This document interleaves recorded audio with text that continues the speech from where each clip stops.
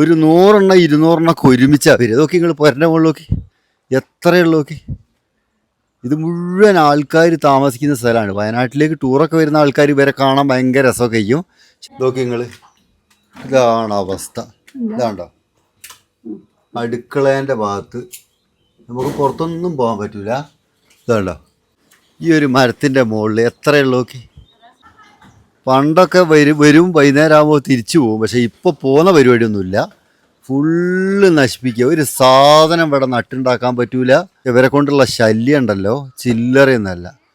ഓടുള്ള ഒരൊറ്റ വീടിൻ്റെ മുകളിൽ ഓട് ബാക്കി ഉണ്ടാവില്ല. ഈ ഷീറ്റ് കുലുക്കി പൊട്ടിക്കും. ഈ ആസ്പെറ്റോസിൻ്റെ ഷീറ്റൊക്കെ കുലുക്കി പൊട്ടിക്കും.